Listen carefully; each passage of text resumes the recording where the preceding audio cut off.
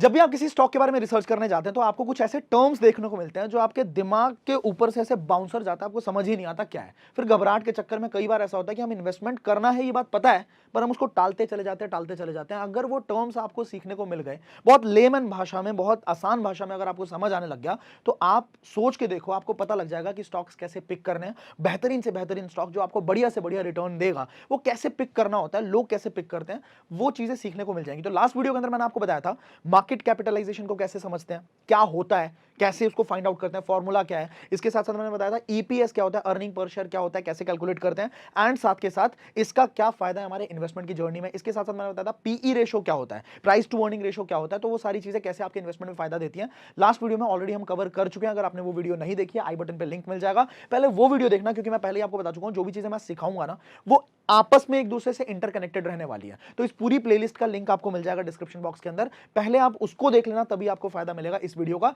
इस वीडियो के अंदर हम क्या जानने वाले हैं कि ईवी क्या होता है, इंटरप्राइज वैल्यू क्या होता है, ठीक है। इसके साथ साथ बीवी क्या होता है, बुक वैल्यू क्या होता है शेयर का। इसके साथ साथ पीबी रेशो क्या होता है, एंड इनका आपके इन्वेस्टमेंट पे कैसे इफेक्ट आता है। अगर आपको स्टॉक को पिक करना है तो इसको देख के आप कैसे डिसाइड कर सकते हो मुझे कौन सा स्टॉक पिक करना है और कौन सा नहीं करना है। इनफैक्ट कुछ क्वेश्चन है मेरे पास, मैं अभी जरा फोन चेक कर लूं अपना, कुछ क्वेश्चन है जिसका जवाब मैं देना चाहता हूं इस वीडियो के अंदर। तो इससे पहले कि इससे आगे बढ़े हम, एक कमेंट आया था मेरी पिछली वीडियो के अंदर जिनके सवाल का जवाब मैं देना चाहता हूं। पवन कुमार का कमेंट था कि भैया कुछ कुछ समझ आया, अब ये बताइए जैसे मैंने 1000 रुपए इन्वेस्ट की, 1000 रुपए इन्वेस्ट करके मैं भूल गया, फिर कंपनी लॉस में चली गई है, जीरो हो गया मेरा, और कुछ टाइम बाद सेम कंपनी ने ग्रोथ करी, तो पैसे डूब जाएंगे या बाद में बढ़ेंगे।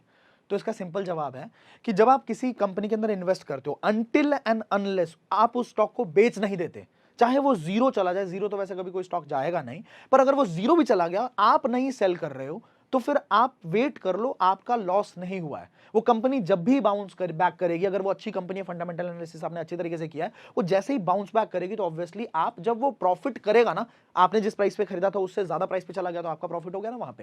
एंड इसीलिए निफ्टी इंडेक्स फंड के अंदर जब इन्वेस्ट करोगे शुरुआत में, जब आप बिल्कुल नए नए हो, तो आपको पर्टिकुलर स्टॉक्स पे नहीं जाना चाहिए। आपको क्या करना चाहिए, आपको निफ्टी इंडेक्स फंड के थ्रू ही करना चाहिए। मैंने एक वीडियो ऑलरेडी बना रखी है, आई बटन के ऊपर लिंक मिल जाएगा। 500 रुपए की इन्वेस्टमेंट करते हुए आप कैसे करोड़ों रुपए का कॉर्पस जनरेट कर सकते हो, ये सारी चीजें आप सीख सकते हो इसके ऊपर। तो जाके उस वीडियो को देखना जरूर, आपको समझ आ जाएगा कि बहुत छोटी इन्वेस्टमेंट से आप एक बहुत बढ़िया कॉर्पस बना सकते हैं, बहुत बढ़िया इनकम जनरेट कर सकते हैं शेयर मार्केट से। सबसे पहले हम सीखने वाले हैं क्या, सबसे पहले सीखने वाले ईवी क्या होता है, इसको इंटरप्राइज वैल्यू बोलते हैं। इंटरप्राइज वैल्यू को समझने के लिए हमें कल को याद करना पड़ेगा, कल मतलब कल वाली वीडियो को याद करना पड़ेगा। मार्केट कैपिटलाइजेशन आपको समझाया था ना मैंने कल, याद है? नहीं याद है इसका मतलब आपने देखी नहीं है वीडियो, आपको जाके देखनी चाहिए, स्ट्रांगली रिकमेंड कर रहा हूं। अगर वीडियोस पे जंप करोगे, किसी भी वीडियो को देखोगे कहीं से, तो फिर बहुत सारी चीजें दिमाग के ऊपर से अगेन जाएंगी। डिस्क्रिप्शन बॉक्स में लिंक होगा, पहले वो वीडियो देखना। मार्केट कैप कैसे निकालते हैं हम, नंबर ऑफ शेयर्स को मल्टीप्लाई कर देते हैं, मतलब कितने शेयर है कंपनी के मार्केट के अंदर, मल्टीप्लाई कर दो जी करंट मार्केट प्राइस से। मार्केट प्राइस क्या चल रहा है आपका आ जाएगा मार्केट कैप। मार्केट कैप क्या होता है बेसिकली, अगर कोई कंपनी है, मान लो एक बहुत प्यारा सा रेस्टोरेंट है और बहुत बढ़िया प्रॉफिट, छोले भटूरे बहुत बिक रहे हैं, दबा के पाव भाजी बहुत बिक रही है, दबा के बल्ले पापड़ी बहुत बिक रही है इसकी। अब ये कंपनी, ये रेस्टोरेंट का मालिक बोलता है कि जी मुझे खरीद लो, मेरा मन नहीं है अब इसको चलाने का, और आपके पास इन्वेस्टमेंट है, ये कहता है कि आप 25 लाख रुपए दे दो और आप ये रेस्टोरेंट के मालिक बन जाओ। तो 25 लाख रुपए क्या हो गए, 25 लाख हो गए इसके मार्केट कैपिटलाइजेशन। वो कह रहा है कि 25 लाख में मैं अपनी पूरी कंपनी आपको बेच दूंगा, ठीक है।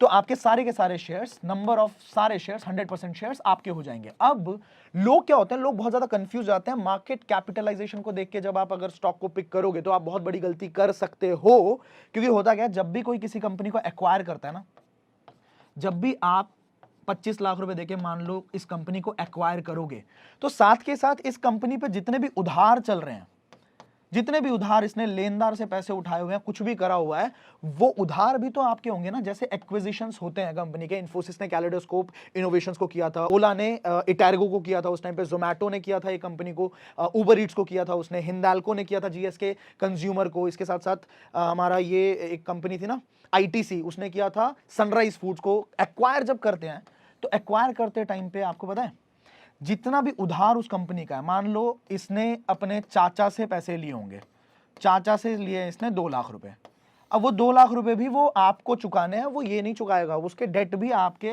हो गए, ठीक है। इसके साथ साथ अगर इसके पास कुछ कैश में पैसा पड़ा हुआ है, इसके पास कुछ रिजर्व्स पड़े हुए हैं, नेट कैश कुछ पड़ा हुआ है, तो वो भी आपके हो गए। ये कहता है कि चलो ये पैसा भी आपका हो गया। मतलब क्या है, ईवी कैसे निकलता है, ईवी निकलता है market cap plus debt minus market cap जो है, मतलब जितना पैसा मार्केट कैपिटलाइजेशन दिखा रहा है 25 लाख रुपए, प्लस जितने भी उधार हो गए 2 लाख रुपए, ठीक है, और माइनस अगर कोई नेट प्रॉफिट है, नेट इनकम है, कैश है, वहां पे नेट कैश जो भी बचा हुआ है तो वो भी फिर माइनस कर सकते हो आप। अब ये जो निकला है ना, ये देख के फिर आप स्टॉक समझदारी से चूज कर सकते हो। अब एग्जाम्पल लेते हैं जी, कैसे एग्जाम्पल ले, चलिए कोई भी स्टॉक चूज करते हैं। यहां से आप कोई भी वेबसाइट खोल सकते हो, जैसे कि screener.in हो गया एंड टिकर टेप है, बहुत सारे वेबसाइट्स हैं। तो मैं एक एग्जांपल लेता हूं, लेट्स सपोज येस बैंक का एग्जांपल लूंगा एंड देखेंगे कि इन पे इनका मार्केट कैप क्या है और इन पे डेट क्या है, थोड़ा अच्छे तरीके से समझेंगे। येस बैंक आ गया, येस बैंक का शेयर आप देख सकते हो 13 रुपए पे ट्रेड कर रहा है। मार्केट कैपिटलाइजेशन कितनी है इसकी, 34,450 करोड़ की है, मतलब 34,450 करोड़ अगर आप देते हैं तो ये इसका मार्केट कैप है। लेकिन असलियत में इसका ईवी क्या आएगा, थोड़ा समझते हैं जरा। इसके ऊपर डेट कितना है, डेट डेट ढूंढो, यहां पे दिख रहा है क्या, डेट आपको यहां नहीं दिख रहा है, ठीक है, तो आपको थोड़ा नीचे जाना है और इसका पूरा फाइनेंशियल स्टेटमेंट ढूंढना है। ये देखो यहां पे हम देख सकते हैं बोरोइंग्स, बोरोइंग्स दिख रहा है आपको कितना है इसका, मार्च 2021 के अंदर इसकी जो बोरोइंग है वो है लगभग 63,949 करोड़ की, ठीक है। तो इसका मतलब आपको ये बात समझ आ गई अभी कि हमें क्या करना है, इसको भी प्लस करना है। ईवी निकालने के लिए आपको इसको भी प्लस करना पड़ेगा, क्योंकि बाद में आपको इसके पैसे भी देने हैं। मतलब ये देखो, मार्केट कैप समझाने का मतलब या फिर ईवी वगैरह समझाने का मतलब ये नहीं कि आपको पूरी कंपनी ही खरीदनी है। मैं कह रहा हूं कि आपका जो भी शेयर आप खरीद रहे हो, 500 रुपए का ही क्यों नहीं खरीद रहे, आप 1000 रुपए का ही शेयर क्यों नहीं खरीद रहे, आपका जो पैसा है वो यूज होगा अपने लोन को पे करने के लिए भी वो कंपनी यूज करेगी। पहले तो अपने गड्ढे जो उसने खोद रखे हैं उन गड्ढे को भरे, उसके बाद ही तो प्रॉफिट कमाएगी, क्योंकि जो भी प्रॉफिट कमाएगी वो प्रॉफिट तो उसका वही गड्ढे भरने में जाएगा जो उसने इतने टाइम से खोदा हुआ है, लोगों से उधार ले रखा है। तो आपको ये भी देखना है कि क्या मैं इस कंपनी में इन्वेस्ट करूं, क्या ये ग्रो करेगी। ग्रो तब कर पाएगी जब इसके उधार जो इसने लिए हुए हैं वो भी चुका दे तब, राइट। तो आई होप आपको ये ईवी का कंसेप्ट पूरा क्लियर हो गया होगा। अब कौन सा कंसेप्ट समझना है हमने साथ के साथ, यहां पे हमें समझना है बुक वैल्यू। बुक वैल्यू क्या है जी, किसी भी शेयर को चूज कर लो और इसके बुक वैल्यू को हम समझेंगे। टाटा स्टील को चूज कर लेता हूं, चलो टाटा स्टील का यहां पे बुक वैल्यू आपको दिख रहा है क्या, 955 रुपीस का बुक वैल्यू दिख रहा है। प्राइस कितनी है जी, प्राइस है 1326।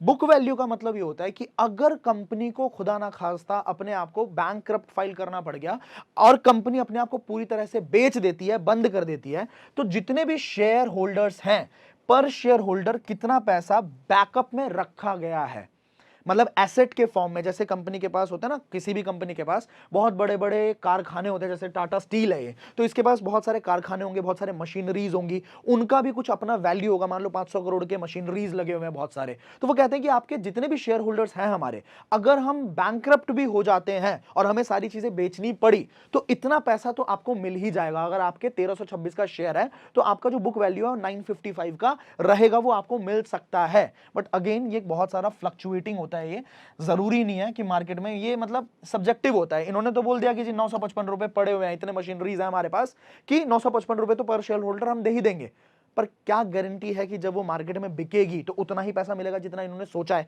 इन्होंने तो सोच लिया हमारे इस मशीन का जो 1 करोड़ दाम है, पर 1 करोड़ मिलेगा कि नहीं मिलेगा वो तो ऑब्वियस नहीं है। तो ये कहने वाली बात हो जाती है, ठीक है, कई केसेस के अंदर।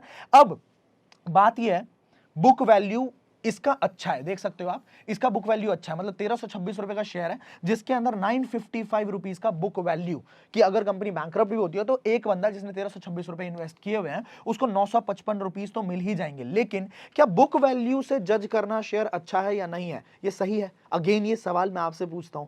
अब एक बात बताओ, जैसे इन्फोसिस है, विप्रो है।